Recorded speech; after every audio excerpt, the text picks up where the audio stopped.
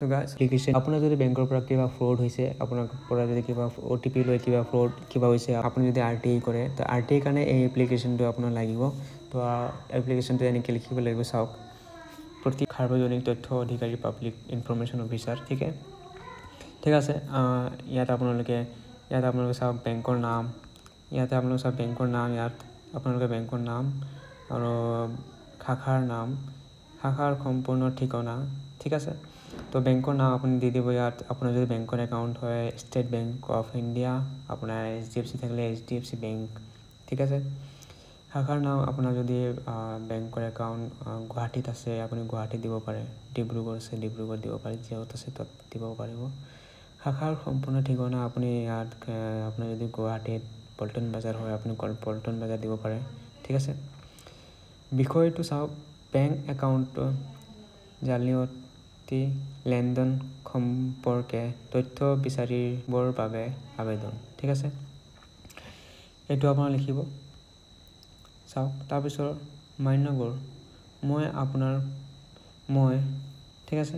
আপোনাৰ পূৰ্ণ নাম, ঠিক আছে, আপোনাৰ সম্পূৰ্ণ নামটো ইয়াত লিখি দিব, ঠিক আছে।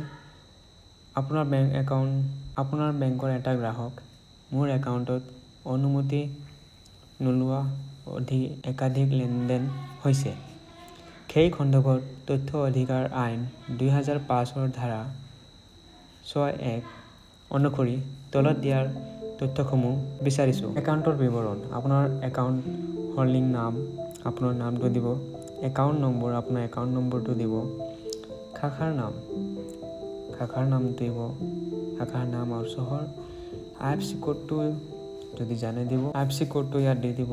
বিচৰা তথ্যসমূহ চাওক, এইবিলাক আপোনাৰ লিখিব নালাগে, এইবিলাক যিমান আছে আপোনালোকে এবাৰ পঢ়িব। এইটো উক্ত জালিয়াতি লেনদেনসমূহৰ তাৰিখ আৰু সময়, তো আপোনালোকে এইটো ইয়াত লিখি দিব, এটা মেনশ্যন কৰি দিব, ঠিক আছে। তলত এনেকৈ চিম্পল ৱাইজ এনেকৈ লিখি দিব। লেনদেনৰ ধৰণ, UPI দি কৰিছে নে ATM দি কৰিছে নে নেট বেংকিং দি কৰিছে, ঠিক আছে। এইটো আপুনি ইয়াত মেনশ্যন কৰি দিব লিখি, ঠিক আছে।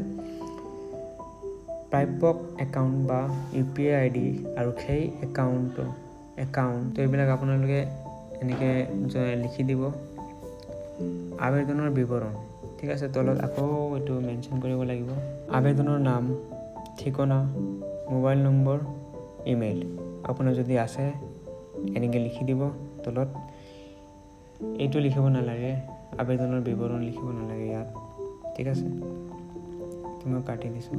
তাৰপিছত এইটো লিখিব আপোনালোকে, আপোনালোকৰ পৰা এই তথ্যসমূহ 30 দিনৰ ভিতৰত প্ৰদান কৰিবলৈ অনুৰোধ জনালোঁ। আপোনাৰ আন্তৰিক ধন্যবাদ।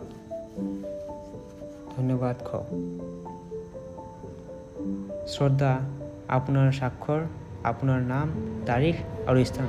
এইটো চাই লওক আপোনালোকে কি কি লিখিব লাগিব। মই লাহে লাহে স্ক্ৰল কৰিম এইটো।